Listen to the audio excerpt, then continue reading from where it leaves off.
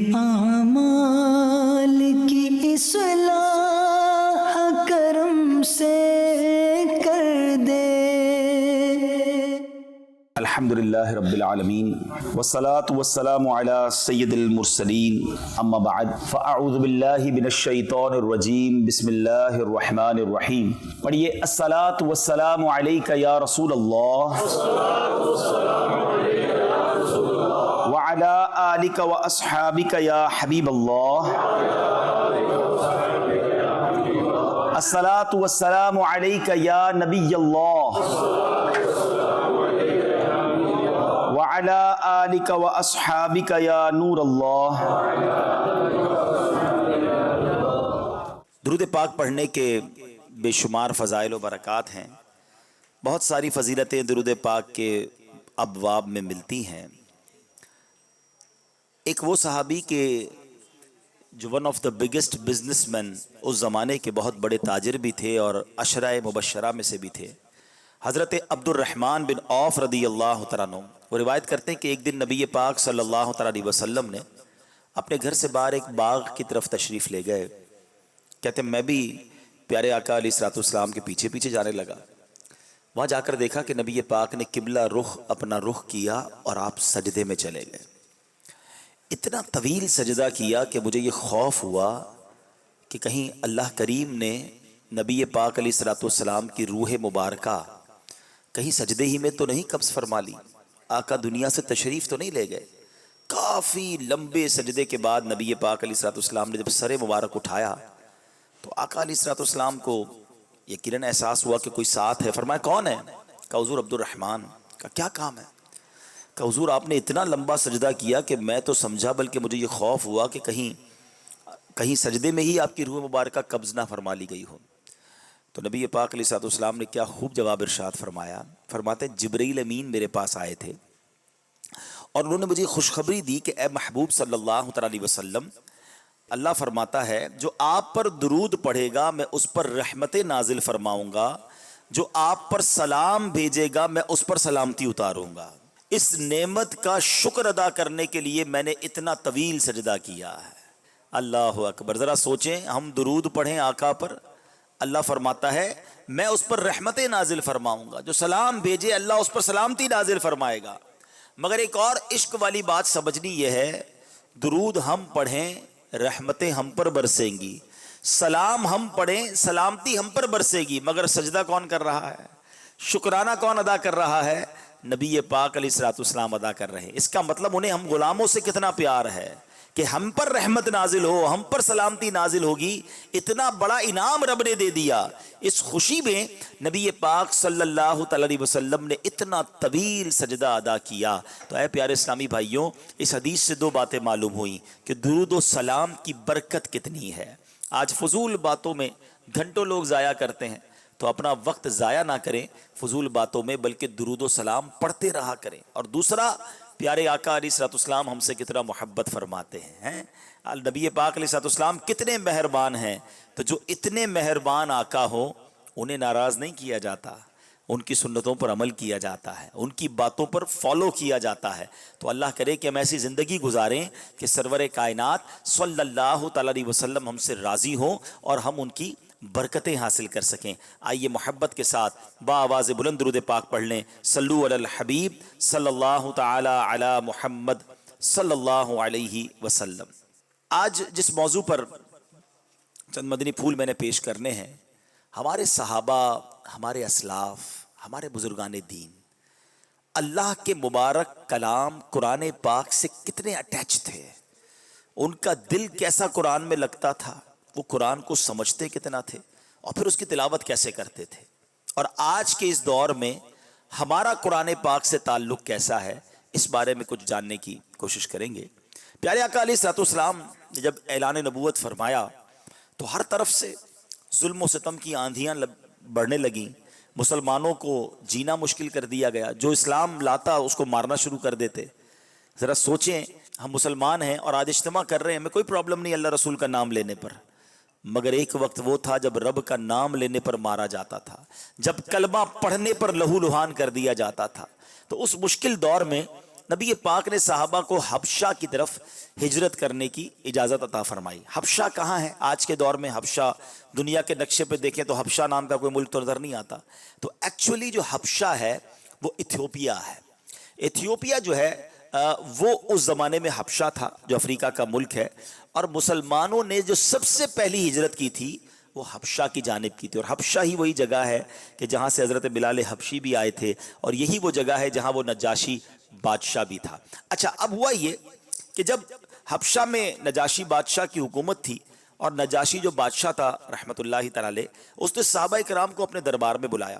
اور وہاں ہوا یہ کہ جب صحابہ پہنچ گئے نا تو ان کفار مکہ کو چین نہیں آ رہا تھا کہ یہ ہمارے چنگل سے نکل گئے, ہم تو ان کو مارنا چاہتے تھے, یہ افریقہ پہنچ گئے. تو وہ ظالم وہ بھی افریقہ پہنچے, وہ بھی حبشہ پہنچے, اور نجاشی بادشاہ سے کہتے ہیں کہ ہمارے کچھ مہمان, ہمارے کچھ مجرم تمہارے پاس آ گئے, بھاگ کر آگے واپس کرو. تو نجاشی بادشاہ نے کہا اچھا ایسا ہے, تو مسلمانوں کو بھی بلایا. اب اسی دربار میں کفار مکہ بھی موجود ہیں, دشمنان اسلام بھی موجود ہیں, اور نجاشی بادشاہ بھی موجود ہے. اب مسلمان آ گئے. اب نجاشی بادشاہ نے کہا کہ تمہارا پیغام کیا ہے, تم نے ایسا کیا کیا جس کی وجہ سے یہ کفار مکہ تمہارے خلاف ہیں. تو نجاشی بادشاہ سے صحابہ نے کہا ہم آپ کو قرآن پڑھ کر سناتے ہیں, ہم اللہ کا کلام آپ کو پڑھ کر سناتے ہیں. چنانچہ حضرت جعفر رضی اللہ تعالیٰ عنہ نے نجاشی بادشاہ کے سامنے سورہ مریم کی تلاوت فرمائی. اور کیا کمال کی صورت آپ نے چوز کی, کیونکہ وہ اس وقت عیسائی تھا, وہ عیسائی مذہب کو ماننے والے تھے. تو حضرت عیسیٰ علیہ السلام کے بارے میں اسلام کیا کہتا ہے اور کیا اسلام کی تعلیمات ہیں, وہ حضرت جعفر نے ان کے سامنے تلاوت کی. جیسے ہی آپ نے تلاوت کی, وہ پرسوز تلاوت تاثیر کا تیر بن کر نجاشی بادشاہ کے دل میں اتر گئی. آپ تلاوت کرتے جاتے تھے, وہ پھوٹ پھوٹ کر روتا جا رہا تھا. اور اس نے جملہ کہا کہ قرآن اور جو انجیل ہے یہ ایک ہی نور کے دو چراغ ہیں, ایک ہی نور کی ہدایت ہے, اور یہ ہمیں وہی رب کی طرف بلانے والے کلام ہیں. اس واقعے کے بعد نجاشی بادشاہ نے اپنا ایک وفد بھیجا نبی پاک علیہ السلام کی بارگاہ میں. اس وفد میں 70 افراد تھے. یہ لوگ جب نبی پاک کے پاس پہنچے تو اب سرور کائنات علیہ السلام نے ان کے سامنے یاسین شریف کی تلاوت شروع کر دی. اور جب انہوں نے یاسین شریف سنی تو اللہ کا پاکیزہ کلام سن کر یہ سارے لوگ بھی زاروں کے تار رونے لگے. یعنی پہلے کے لوگ قرآن سنتے تھے, قرآن ان کے دل پر اثر بھی کرتا تھا, اور ان کی آنکھوں سے آنسو بھی روانہ ہوتے تھے. جب یہ لوگ رونے لگے نا تو ان کی شان میں قرآن کی آیت نازل ہوئی. اللہ قرآن میں فرماتا ہے وَإِذَا سَمِعُوا مَا أُنزِلَ إِلَى الرَّسُولِ تَرَىٰ أَعْيُنَهُمْ تَفِيضُ مِنَ الدَّمْعِ مِمَّا عَرَفُوا مِنَ الْحَقِّ یقولون ربنا آمنا فاکتبنا مع الشاہدین.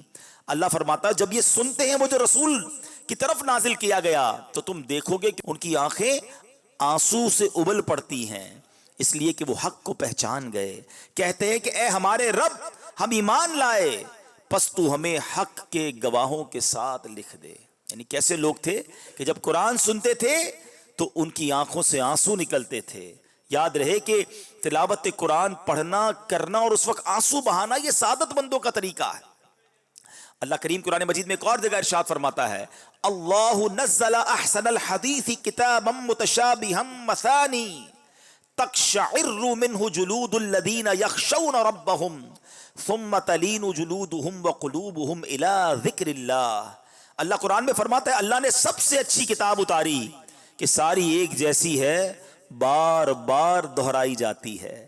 اس سے ان لوگوں کے بدن پر بال کھڑے ہو جاتے ہیں, ان لوگوں کے بدن پر بال کھڑے ہوتے ہیں جو اپنے رب سے ڈرتے ہیں, پھر ان کی کھالیں اور دل اللہ کی یاد کی طرف نرم پڑ جاتے ہیں. حضرت اسماء رضی اللہ تعالی عنہا فرماتی ہیں صحابہ کرام کی حالت یہ تھی کہ جب ان کے سامنے قرآن تلاوت کیا جاتا تو ان کی آنکھوں سے آنسو جاری ہو جاتے, ان کے رونگٹے کھڑے ہو جایا کرتے تھے. یہ ہے قرآن سننے کا صحیح طریقہ, یہ ہے قرآن سے محبت کا انداز کہ آنکھوں سے آنسو بہیں اور جسم پر ایک کیفیت طاری ہو جائے. کیونکہ ایکچولی کبھی سمجھا آپ نے کہ تلاوت یہ قرآن ہے کیا, یہ کس کا کلام ہے؟ مولا علی شیر خدا کرم اللہ تعالی وجہ الکریم سے پوچھے کہ قرآن کیا ہے, وہ کہتے ہیں جب میرا جی چاہتا ہے کہ اللہ مجھ سے بات کرے، اللہ مجھ سے کلام کرے تو میں تلاوت کرنا شروع کر دیتا ہوں۔ قرآن کلام اللہ ہے نا، اور جب میرا جی چاہتا ہے میں رب سے بات کروں، میں دعا کرنا شروع کر دیتا ہوں۔ ذرا سوچو، اللہ سے بات کرنا کتنا آسان ہے۔ آج دنیا والوں سے بات کرنا آسان نہیں ہے۔ کسی بہت بڑے آدمی، وڈیرے، سائیں، منسٹر، بزنس مین سے ملنا ہو تو ٹائم لینا پڑتا ہے، اپوائنٹمنٹ لینا پڑتا ہے، مگر اگر اللہ سے بات کرنی ہے، تلاوت کرو، اللہ تم سے بات کر رہا ہے، دعا کرو، تم رب سے بات کر رہے ہو، مگر اس کے لیے ٹائم ہی نہیں ہے کسی کے پاس۔ سب سے بات کرنے کا ٹائم ہے، رب سے بات کرنے کا ٹائم نہیں ہے۔ سب کے پاس جانا ہے مگر رب کے پاس نہیں جانا ہے۔ قرآن پڑھنے کا شوق ہی نہیں ہے۔ اول تو پہلے قرآن پڑھنا نہیں آتا، آئے تو پھر اس کیفیت میں کہاں سے پڑھیں؟ اور یہ کیفیت کب بنے گی؟ جب قرآن کو ہم اچھے انداز سے پڑھنے والے بنیں گے۔ اور نبی پاک خود بھی صحابہ کو ترغیب دیا کرتے کہ قرآن پڑھو تو سمجھو اور پھر اس پر آنسو بھی بہاؤ۔ ایک بار نبی پاک علیہ الصلوۃ والسلام نے، حضرت جریر بن عبداللہ راوی ہیں، کہتے ہیں نبی پاک نے صحابہ کرام کے سامنے فرمایا کہ میں تمہارے سامنے سورہ تکاثر کی تلاوت کرتا ہوں۔ کون سی سورت؟ الہاکم التکاثر حتی زرتم المقابر۔ صرف یہ دو آیتیں سمجھ لینا، صرف دو آیتیں، کاش یہ دو باتیں ہم سمجھ لیں۔ کیا ہے ان دو آیتوں میں؟ قرآن کہتا ہے الہاکم التکاثر، تمہیں ہلاک کر دیا مال کی زیادہ طلبی نے، اور تکاثر، اور کثرت، اور چاہیے، اور چاہیے۔ اینڈ آف دا ڈے ہوتا کیا ہے؟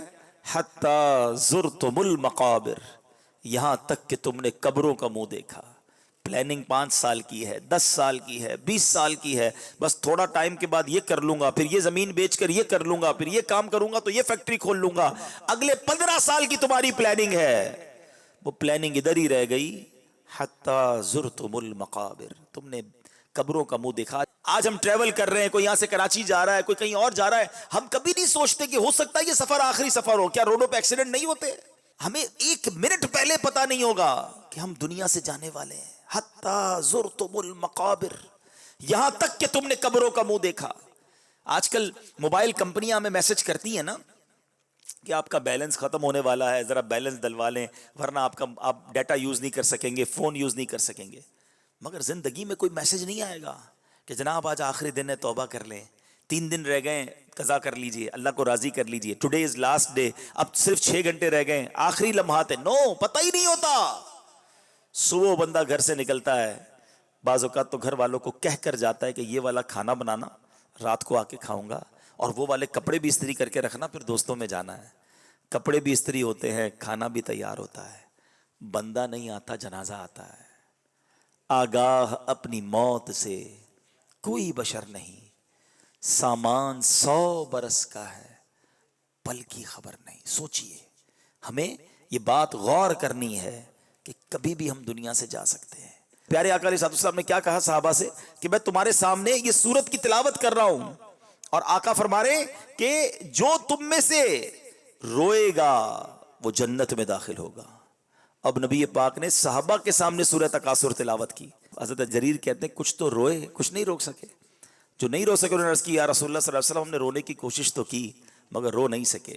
پیارے آقا نے فرمایا میں تمہارے سامنے دوبارہ پڑھتا ہوں، جو روئے گا اس کے لیے جنت ہے، جو نہ رو سکے وہ رونے جیسی صورت ہی بنا لے۔ 2 باتیں پتہ چلی، سمجھ کر قرآن پڑھنا، قرآن کے پیغام کو انڈرسٹینڈ کرنا، بینگ اے مسلم، ایک مسلمان ہونے کی حیثیت سے کتنا ضروری ہے، اور پھر دوسرا قرآن کے اس اثر کو دل میں اتارنا۔ مگر یہاں تو حال یہ ہے کہ پورا سال گزر جاتا ہے، قرآن کو ہاتھ ہی نہیں لگاتے۔ ہم نے تو قرآن کو سمجھا ہے کہ یہ قرآن جو ہے یہ ہمارے لیے کتاب ہے، اور یہ کتاب برکت کے لیے ہے۔ یقیناً قرآن برکت کے لیے بھی ہے، مگر یہ قرآن صرف برکت کے لیے نہیں، یہ کتاب برکت بھی ہے اور کتاب عمل بھی ہے۔ ہم نے کیا کیا ہے؟ قرآن کو کتاب برکت سمجھا ہے۔ کوئی ایسی نئی دکان لیں گے، فوراً قرآن خوانی کروائیں گے، قرآن لے کے جلدان میں بھی رکھ دیں گے، اور جلدی بھائی ایک اچھا سا قرآن پاک اچھی پیکنگ میں لے کر آؤ کیونکہ نیا گھر لیا ہے اس میں رکھنا ہے۔ اچھا اب کس لیے چاہیے؟ وہ نئی دکان کے لیے۔ اچھا اب کس لیے چاہیے؟ وہ بچی کی شادی ہے نا تو اس کی رخصتی کے لیے سر پہ رکھنا ہے۔ بس کیا یہی قرآن کا کام تھا؟ افسوس یہ ہوتا ہے کہ برکت میں بھی ہم پتہ ہی کیا کرتے ہیں، جس کے گھر میں قرآن خوانی ہے نا پھر بھی اس نے قرآن نہیں پڑھنا ہے، بچوں سے، مدرسے کے بچوں سے قرآن پڑھانا ہے، خود بریانی تیار کروا رہا ہوگا۔ ارے بھائی تمہارے گھر میں قرآن خوانی خود تو پڑھ لو، آپ کی دکان پر قرآن خوانی ہو رہی، کم از کم یہاں تو پڑھ، وہ بھی نہیں پڑھنا ہے۔ آپ بتائیں اتنا دور قرآن سے رہ کر ہم کیسے کامیاب ہوں گے؟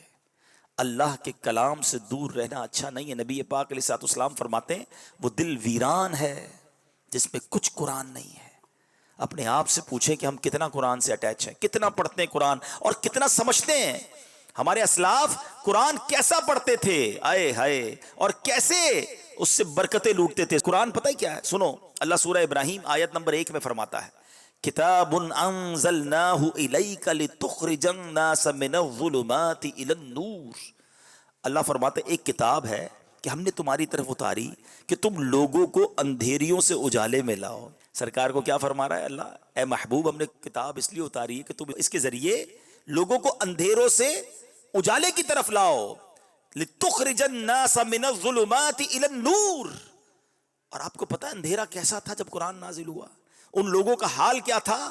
اللہ اکبر، کیسے اندھیرے تھے، عقائد کے اندھیرے تھے، نظریات کے اندھیرے تھے، اخلاق و کردار کے اندھیرے تھے، کفر و شرک کا اندھیرا دنیا میں پھیلا ہوا تھا۔ انسان جو اشرف المخلوقات ہے اپنے ہی ہاتھوں سے بنائی ہوئی چیزوں کو خدا ماننے لگ گیا تھا۔ کوئی سورج کو سجدہ کرتا، کوئی درختوں کو سجدہ کرتا، کوئی جناب بے حیائی کتنی عام تھی کہ لوگ اپنی سگی ماں سے نکاح کو جائز قرار دیتے تھے۔ استغفر اللہ، حال یہ تھا کہ اپنی بیٹیوں کو زندہ دفن کر دیا جاتا تھا۔ قتل و غارت گری سے پوری دنیا اندھیر تھی، اور اب نبی پاک تشریف لائے اور اجالا پھیلانا شروع کیا۔ وہ لوگ جو جناب لوگوں کو قتل کرتے تھے آج لوگوں کے محافظ بن گئے۔ وہ لوگ جو بیٹیوں کو دفن کرتے تھے وہ بیٹیوں کے محافظ بن گئے۔ وہ لوگ جو عزتیں لوگوں کی اتار لیتے تھے اب عزتوں کے محافظ بنے۔ نبی پاک نے قرآن پڑھ کر صحابہ کرام کے دلوں میں ایسا نور داخل کیا کہ جو اسلام کے ماننے والوں کو قتل کرنے کے لیے آتے تھے اب اسلام کے لیے جان دینے والے بن گئے۔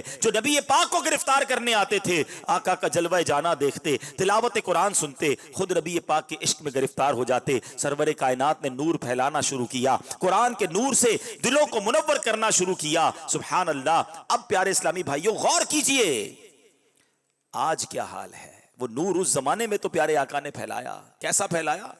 ڈاکٹر اقبال کہتے ہیں نا، وہ دانہ سبل ختم الرسل مولائے کل، جس نے غبار راہ کو بخشا فروغ وادی سینہ۔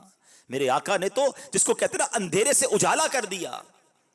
مبارک ہو وہ شاہ پردے سے باہر آنے والا ہے، گدائی کو زمانہ جس کے در پر آنے والا ہے۔ سرور کائنات تو کیا ہے، ہر طرف گویا نور پھیلنا شروع ہوا۔ آپ سوچے نا اس اندھیرے میں اس جاہل قوم میں تبلیغ کرنا کتنا مشکل تھا، جو خون کے پیاسے تھے، مگر جب یہ ایمان والے بنے اور نبی پاک کے ساتھی بنے تو وہ روشن ستارے بنے جس کے بارے میں نبی پاک فرماتے اصحابی کالنجوم فبأیہم اقتدیتم اہتدیتم، میرے صحابہ ستاروں کی مانند ہیں، جس کی بھی اقتدا کرو گے ہدایت پا جاؤ گے۔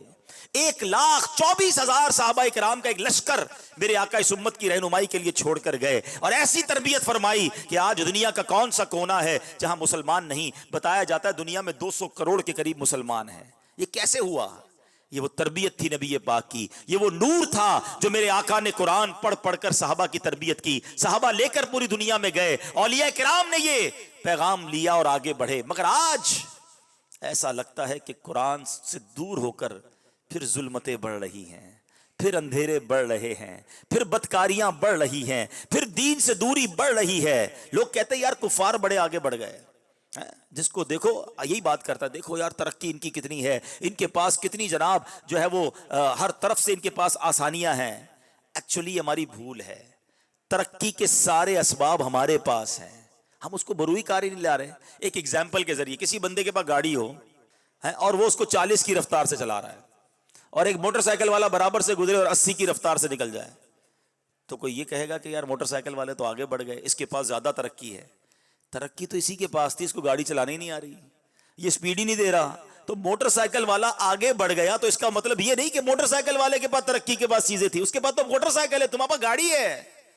اللہ کے بندوں تمہیں رب نے قرآن دیا ہے, مصطفیٰ کریم کی سیرت دی ہے, عمل ہم نہیں کر رہے اور دوش دے رہے کہ جناب وہ آگے بڑھ گئے. جس دن عمل کرنا شروع کیا دنیا میں مثالی قوم مسلمان ہوں گے. اور ایسا نہیں کہ پہلے نہیں ہوا, نبی پاک کے دور میں ہوا, سیدنا ابوبکر صدیق کے دور میں ہوا, عمر فاروق کے دور میں ہوا. ارے آپ اور دور نہ جائیں, آپ دیکھیں 150 سال سے دنیا میں ایک نظام لایا جا رہا ہے. کبھی کمیونزم لایا جاتا ہے, کبھی جناب کوئی اور نظام لایا جاتا ہے, کسی طرح غربت ختم کر دی جائے. اور اراؤنڈ دا ورلڈ ایسے معاشی پلان لائے جاتے ہیں کسی طرح غربت ختم ہو جائے. مگر دنیا سے 150 سال ہو گئے, بہت سارے نظام لانے کی کوشش کی گئی, غربت ختم نہیں ہوئی, غریب غریب ہو رہا ہے, امیر امیر ہو رہا ہے. مگر جب اسلام کا قرآن کا نظام سیدنا عمر بن عبدالعزیز رضی اللہ تعالیٰ نے نافذ کیا تھا. حضرت عمر بن عبدالعزیز کی کتنی حکومت رہی؟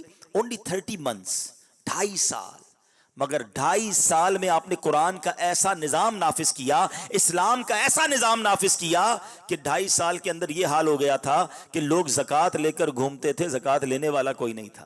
حضرت عمر بن عبدالعزیز کو خط لکھتے تھے گورنر کہ حضور زکوٰۃ جمع ہو گئی ہے مگر ہمارے شہر میں کوئی غریب نہیں مل رہا جس کو ہم زکوٰۃ دے دیں. اور واللہ آج بھی یہ نظام آ سکتا ہے. جو لوگ جانتے ہیں نا, تاجر میری بات کو ایگری کریں گے کہ اللہ نے کچھ لوگوں کو اتنا مال دیا ہے, اتنی زمینیں ہیں, اتنی فصلیں ہیں کہ اگر پاکستان کے اندر سب لوگ پوری زکوٰۃ دے دینا جتنی بنتی ہے تو ایک بھی غریب باقی نہیں بچے گا.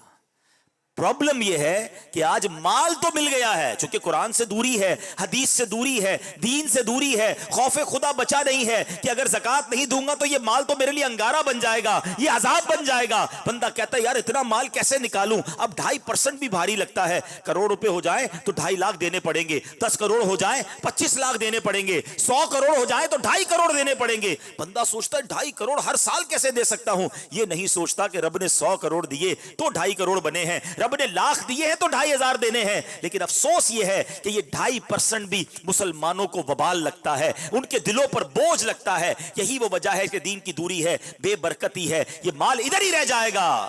قرآن کہتا ہے الہاکم التکاثر حتی زرتم المقابر. یہ پیسے کون لے کے جاتا ہے؟ کبھی دیکھا کس کی قبر میں تجوری ہو, کسی کے کفن میں جیب ہو؟ خالی ہاتھ جائیں گے ہم. لیکن اگر زکوٰۃ نہیں دی ہوگی تو یہی مال انگارہ بن جائے گا, عذاب بن جائے گا. لیکن اصل میں ہم اصل میں کیلکولیٹر پہ چلتے ہیں. تاجر لوگ ہوتے ہیں نا, کہتے ہیں یار مولوی صاحب بات تو صحیح کر رہے ہیں مگر 2.5% جب دوں گا تو پیسے تو کم ہو جائیں گے. یہ پیسے کم نہیں ہوں گے, واللہ کم نہیں ہوں گے, خدا کی قسم کم نہیں ہوں گے. اب آپ کہہ رہے ہیں حبیب بھائی آپ نے قسم کھا لی, میں کیوں نہ قسم کھاؤں, میرے آقا نے قسم کھائی ہے. سرور کائنات علیہ الصلوۃ والسلام کی حدیث ہے اور میرے آقا فرماتے میں اللہ کی قسم کھا کر کہتا ہوں اللہ کی راہ میں خرچ کرنے سے مال کم نہیں ہوتا. اب جو لوگ زکوٰۃ پوری دیتے ہیں میری بات کو ایڈمٹ کریں گے کہ جو اپنی زکوٰۃ پوری دیتا ہے, عشر پورا نکالتا ہے, وہ مجھے بتا دے کیا ہر سال آپ کی زکوٰۃ بڑھتی نہیں ہے؟ کہ ہر سال آپ کا عشر بڑھتا, کیسے بڑھ رہا ہے؟ اس کا مطلب آپ کا مال بھی بڑھ رہا ہے. آپ زکوٰۃ دے رہے ہیں, آپ کی ویلتھ بڑھ رہی ہے, ادھر بھی بڑھ رہی ہے, انشاءاللہ ادھر بھی بڑھ رہی ہے, ادھر الگ ثواب ملے گا, ادھر الگ اجر ملے گا. تو یہ قرآن سے جو دوری ہے نا, یہ ہمیں بڑی ذلت کی طرف لے جا رہی ہے. ہمارے اسلاف اللہ اکبر قرآن سمجھتے کیسا تھے اور اس پر عمل کیسا کرتے تھے. آپ کو پتا کہ حضرت فضیل بن عیاض رحمت اللہ تعالی علیہ یہ بہت بڑے ڈاکو تھے. ہاں, اور ان کی ہدایت کا سبب کیا بنا؟ قرآن کا نور دیکھو کیسا اثر کرتا ہے. آپ قرآن سے دوستی کر لو, قرآن آپ کو ٹھیک کر دے گا. حضرت فضیل بن عیاض کے سامنے ایک بار ایک قرآن پاک کی آیت پڑھی جا رہی تھی اور یہ آیت ہے 27ویں پارے کی سورہ حدید آیت نمبر 16. آیت میں میسج کیسا ہے سمجھ آئے تو پتہ چلے نا. حالانکہ ہو سکتا ہے آیت ہم نے بھی کئی بار سنی ہو, سمجھتے تو ہے نہیں قرآن کو, انڈرسٹینڈ کرنے کی کوشش بھی نہیں کرتے. آیت کیا ہے؟ اللہ فرماتا ہے قرآن میں الم یأن للذین آمنوا ان تخشع قلوبہم لذکر اللہ. اللہ فرماتا کیا ایمان والوں کو ابھی وہ وقت نہ آیا کہ ان کے دل جھک جائیں اللہ کی یاد کے لیے؟ اللہ اکبر, یہ سننا تھا. آپ زاروں کتار رونے لگے, آپ نے توبہ کی, جتنے لوگوں کا مال لوٹا تھا سب واپس لوٹایا, اب علم دین سیکھنے لگے, عبادت اور ریاضت میں مصروف ہو گئے. اللہ اکبر, اللہ کے اتنے بڑے ولی بن گئے کہ آج زمانے میں ولیوں کے سردار کہلاتے ہیں. حضرت فضیل بن عیاض کا یہ مرتبہ ہے. تو علماء اسلاف اللہ کے نیک بندے جو قرآن سمجھتے تھے, قرآن ان کے دل پر اثر بھی ایسے کرتا تھا اور وہ اس پر انڈرسٹینڈ کر کے عمل کرتے تھے. بہت سارے واقعات ہیں. اب 4 پارے کی پہلی آیت ہے, لن تنالوا البر حتى تنفقوا مما تحبون. اللہ قرآن میں فرماتا ہے تم ہرگز بھلائی کو نہ پہنچو گے جب تک راہ خدا میں اپنی پیاری چیز خرچ نہ کرو. کیا کمال کا میسج ہے. کون سی چیز خرچ کرنی ہے؟ پیاری چیز. ہم کون سی خرچ کرتے ہیں؟ گھٹیا چیز. جو نہیں چاہیے وہ اللہ کی راہ میں دینا ہے. ہمارا تو عجب مائنڈ ہے نا. کھانا بچ گیا مدرسے بھجوا دو, کپڑے پرانے ہو گئے غریب کو دے دو, جرابیں نکلی ہوں گی, پرانے جیکٹ نکلے ہوں گے, رضائیاں نکلی ہوں گی, جو رضائی پھٹ گئی, جو جراب میں سوراخ ہو گیا, چلو یار اب اللہ کی راہ میں دے دو. اللہ کی راہ میں وہ دینا ہے جو میرے کام کا نہیں ہے. یہ ضرور اگر جو سامان ہمارے کام کا نہیں وہ دینا چاہیے, لیکن اللہ کی راہ میں جب دینے کی باری آئے تو اچھا دینا ہے. کبھی ایسا ہوا کہ یار میں سویٹر خریدنے گیا, اپنے لیے بھی ایک خرید لوں, کسی غریب کے لیے بھی خرید لوں, جیسا میں پہنوں ایسا پہناؤں. جو کھانا ہم کیا کرتے ہیں, کھانا بچ جائے وہ غریب کو دینا ہے. کیا ایسا نہیں ہو سکتا کہ اپنی ہنڈیا میں سے سب سے پہلی پلیٹ ہی غریب کے لیے نکال لیں کہ یار پہلے وہ کھا لے پھر میں کھاؤں؟ کیونکہ قرآن کہہ رہا ہے تم ہرگز بھلائی کو نہیں پہنچو گے جب تک اپنی پیاری چیز اللہ کی راہ میں خرچ نہ کرو. اچھا ہمارا مائنڈ سیٹ تو ایسا ہے کہ جس کام میں فائدہ نہ بھی ہو نا وہ بھی گھٹیا دینی ہے. مثال کے طور پہ کبھی نماز پڑھی جمعے کی مسجد میں, امام صاحب نے اعلان کیا کہ مسجد کے لیے چندہ دیں. ہماری جیب میں ہاتھ بھی گیا, چلو یار آج 10 روپے دے دیتے ہیں. کسی دن سخاوت کا دریا اور جوش میں آ گیا, 50-100 روپے کی نیت کی. اب سچ بتاؤ جیب میں 2 نوٹ ہیں, ایک 50 کا پرانا والا, ایک 50 کا نیا والا. مسجد کے ڈبے میں کون سا ڈالیں گے؟ پرانا والا. ارے جو نیا والا ہے کوئی 51 روپے کا, وہ ہے 50 کا, لیکن اللہ کی راہ میں دینا نا پرانا والا. خود سوچیں کہ میری رب سے محبت کیسی ہے. دین کی راہ میں جب خرچ کرنا ہے مجھے کیوں گھٹیا والا ہی خرچ کرنا ہے. پیسوں کی بات تو اور ہے. ہمارا تو حال یہ کہ اگر ہمارے 2-3 بچے ہوں نا اور ایک بچہ بڑا ہوشیار ہو, سمجھدار ہو, تو گھر والے کہتے ہیں یار اس کو تو ڈاکٹر بنائیں گے. تو دوسرا والا بڑا حساب کتاب میں تیز ہو کہ اس کو انجینئر بنائیں گے. تیسرا والا بہت شرارتی ہو, سبق بھی یاد نہ کرتا ہو, اٹکتا بھی ہو, زبان بھی اس کی ٹھیک نہیں بولتا ہو, اس کو مدرسے میں دے دو. بچہ بھی وہ دینا ہے اللہ کی راہ میں جو تمہارے کام کا نہیں ہے. اچھا پھر کہتے ہیں علماء جو ہے وہ اپ ٹو دا ڈیٹ نہیں ہے, علماء جناب دنیا کے تقاضے پورے نہیں کر رہے, علماء جناب صحیح طریقے سے سمجھاتے نہیں ہیں. تم نے مدرسے میں بچے کون سے دیے ہیں جو تمہارے کام کے نہیں تھے؟ دو نا اپنے خاندان کا سب سے بہترین بچہ جس کا بریلینٹ مائنڈ ہے کہ دیکھو کیسا مفتی بن کر دین کی خدمت کرتا ہے. ہمارا تو ذہن ہی یہ بن گیا ہے کہ جب اللہ کی راہ میں دینا ہے تو بچا ہوا دینا. اللہ سے امید رکھتے ہیں یا اللہ تو بھی نواز دے. یہ اللہ کے غضب کو دعوت دینے کی بات نہیں کہ جب اپنے بچے کے لیے خریدنا ہے تو برانڈڈ خریدنا ہے, اپنے لیے خریدنا ہے تو بہترین خریدنا ہے, اللہ کے لیے دینا ہے تو گھٹیا دینا ہے. یاد کرو یہ غلطی ہے جو ہم کر رہے ہیں. اللہ قرآن میں فرماتا ہے تم اپنی بہترین چیز اللہ کی راہ میں خرچ. اور صحابہ نے جب یہ آیتیں پڑھی نا تو صحابہ آئے نبی پاک کے پاس, کہا حضور میرے سارے مال میں سب سے بہترین مال یہ تھا, یہ میں آپ کو باغ پیش کرتا ہوں. حضور یہ کنواں میرا سب سے بہترین تھا, میں یہ کنواں پیش کرتا ہوں. ہم بھی کریں نا کہ یا اللہ یہ سب سے بہترین چیز میرے مال میں ہے, وہ میں تیری راہ میں خرچ کرتا ہوں. پھر دیکھو اچھا اب شیطان کیا دل میں وسوسہ ڈالے گا کہ یار میرے مال میں تو ایک ہی چیز سب سے اچھی ہے, وہ دے دوں گا تو مجھے دوسری کہاں سے ملے گی؟ تو تمہارے پاس ایک ہے نا, میرے رب کے پاس ایک تھوڑی ہے. تم ایک خرچ کرو وہ اس کے بدلے اور عطا فرمائے گا. اصل وہ اللہ پر بھروسہ ہے. اور یہ قرآن سے ڈائریکٹ جب نور ملتا ہے تو اس کا مزہ ہی اور ہوتا ہے, اس کی سیکھنا ہی اور ہوتا ہے. ایک آخری واقعہ سنا کر اپنی بات کو ختم کرتا ہوں, ورنہ باتیں تو بہت ساری ہیں کہ قرآن پاک سے کس طرح صحابہ کرام علیہ رضوان جو ہے وہ سبق لیا کرتے تھے. امام زین العابدین رضی اللہ تعالیٰ عنہ, یہ امام حسین کے شہزادے ہیں. ایک مرتبہ آپ کی کنیز آپ کو وضو کروا رہی تھی. اچھا اور اچانک اس کے ہاتھ سے برتن چھوٹ کر گرا اور امام زین العابدین کے چہرے پر لگا اور آپ کا چہرہ زخمی ہو گیا. اب جیسے ہی آپ نے چہرہ اٹھا کر دیکھا نا, دیکھو پہلے کی کنیزیں بھی کیسی تھی, خادمائیں خادم کیسے تھے, سب کو قرآن آتا تھا. آج بڑے بڑے ڈگری ہولڈر بیٹھے ہوتے ان کو قرآن نہیں آتا. کیا موقع کی آیت پڑھی اس خاتون نے, وہ پڑھتی ہیں والکاظمین الغیظ. قرآن کہتا ہے اور غصہ پینے والے. امام زین العابدین نے فوراً یہ آیت سنی تو اب اچھا تلاوت کس کے سامنے ہو رہی ہے؟ خاندان نبوت کے چشم و چراغ کے سامنے. وہ نہیں قرآن سمجھیں گے تو کون سمجھے گا؟ جیسے ہی قرآن کی آیت پڑھی نا اور غصہ پینے والے, حضرت زین العابدین فرماتے میں نے غصہ پی لیا. اس خاتون نے جو اگلی آیت کا حصہ تھا وہ پڑھا والعافین عن الناس, اور لوگوں سے درگزر کرنے والے. آپ نے فرمایا کہ میں نے رضا الہی کے لیے تجھے معاف کر دیا. پہلے غصہ پی لیا, اب آیت کا اگلا حصہ سنا کہ اللہ کی خاطر معاف بھی کر دیتے ہیں, کہتے ہیں میں نے تجھے معاف کیا. کنیز آیت کا اگلا حصہ پڑھتی ہے واللہ یحب المحسنین, اور نیک لوگ اللہ کو محبوب ہیں. امام زین العابدین کہتے ہیں جا میں نے تجھ کو آزاد کر دیا. معاف بھی کیا، درگزر بھی کیا، آزاد بھی کر دیا، کیونکہ اللہ کو غصہ پینے والے پسند ہیں، معاف کرنے والے پسند ہیں۔ میں نے تجھے غلامی سے بھی آزاد کیا۔ اے پیارے اسلامی بھائیوں، سچ بتاؤ، اس خاتون نے، اس کنیز نے رائٹ ٹائم قرآن کی تلاوت کی، اللہ نے قرآن کی کیسی برکت عطا فرمائی۔ امام زین العابدین نے فوراً قرآن پر عمل کیا۔ اللہ کرے کہ میں اور آپ اس طرح قرآن سمجھنے والے بن جائیں۔ اب آپ کہیں گے جناب باتیں تو آپ بہت اچھی کر رہے ہیں، مگر آج کے دور میں ہم کہاں قرآن پڑھیں، بچپن میں پڑھا نہیں، عمر زیادہ ہو گئی، اب کیسے قرآن سیکھیں؟ یاد رکھیے، دعوت اسلامی والے صرف پرابلم نہیں بتاتے، ہم سولوشن بھی بتاتے ہیں۔ پہلے تو میں یہ ہائی لائٹ کرنا چاہتا ہوں کہ ایک مسلمان کو قرآن آنا چاہیے، ایک مسلمان کی دوستی قرآن سے ہونی چاہیے، اس کو روز قرآن پڑھنا چاہیے، ورنہ ایک ایگزامپل کے ذریعے بات سمجھاتا ہوں۔ ہماری زندگی میں پیغامات کی بڑی اہمیت ہے نا، آج کل واٹس ایپ آ گیا ہے، ضروری میسج فوراً سنتے ہیں، ٹھیک ہے پیغام سننے چاہیے، مگر ایک بات تو بتاؤ، قرآن کس کا پیغام ہے؟ بتاؤ نا، اللہ کا پیغام ہے۔ 40 سال ہو گئے آپ کو ملے ہوئے، 30 سال ہو گئے، جو 30 سال کا ہے وہ سوچے، 40 سال والا سوچے، 50 سال والا سوچے، اب تک نہیں پڑھا ہے۔ اللہ کو کیا جواب دو گے؟ یا اللہ ٹائم نہیں ملا قرآن پڑھنے کا۔ مل تو گیا تھا، میں نے اپنی دکان پہ بھی رکھا تھا، یا اللہ میرے گھر پہ بھی قرآن تھا، ہاں میں نے قرآن خوانی بھی کرائی تھی، پڑھنے کا ٹائم نہیں ملا، تیرا پیغام سمجھنے کا ٹائم نہیں ملا۔ سچ بتاؤ یہ جواب چلے گا؟ اپنے دل سے پوچھو، نہیں چلے گا۔ تو پلیز مرنے سے پہلے قرآن پڑھیں، سمجھیں اور عمل کریں۔ دعوت اسلامی آپ کو سولوشن دے رہی ہے، حل دے رہی ہے۔ الحمدللہ ہم نے پوری دنیا میں، اچھا یہ سولوشن یا یہ حل پوری دنیا میں آپ کو کہیں اور ملے گا بھی نہیں۔ بچوں کے مدرسے آپ نے سنے ہوں گے، بڑوں کے مدرسے نہیں ہوتے، مگر دعوت اسلامی نے ایک یونیک کام کیا کہ مدرسۃ المدینہ بالغان بنا ہے، اور ہزاروں ہزار کی تعداد، ہر دوسری مسجد میں آپ کو مدرسہ مل جائے گا دعوت اسلامی کا، جو بڑوں کے لیے ہوگا، بچوں کے لیے نہیں۔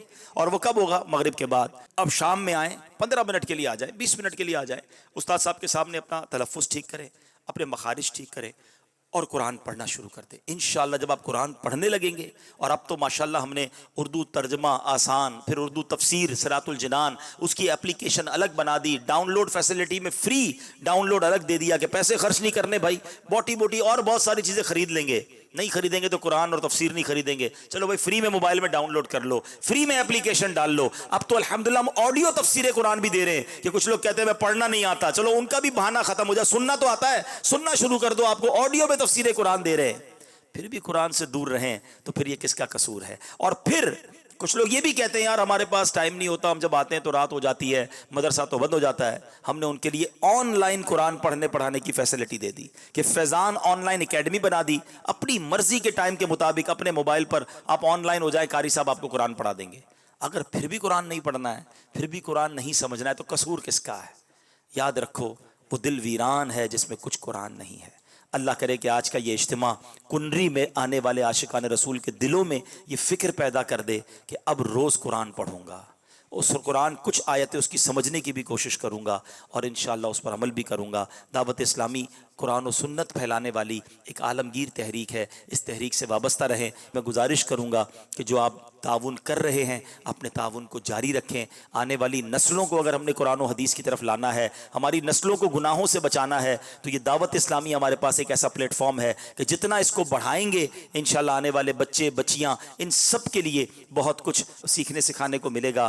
اللہ ہم سب کو عمل کرنے کی توفیق عطا فرمائے، آج کے اجتماع کی برکت عطا فرمائے۔ مزید ایسے بیانات سننے کے لیے مدنی چینل دیکھتے رہیے، انشاءاللہ مزید بہت کچھ سیکھنے کو ملے گا۔ صلو علی الحبیب صلی اللہ تعالی علی محمد صلی اللہ علیہ وسلم۔ میرے اعمال کی اصلاح کرم سے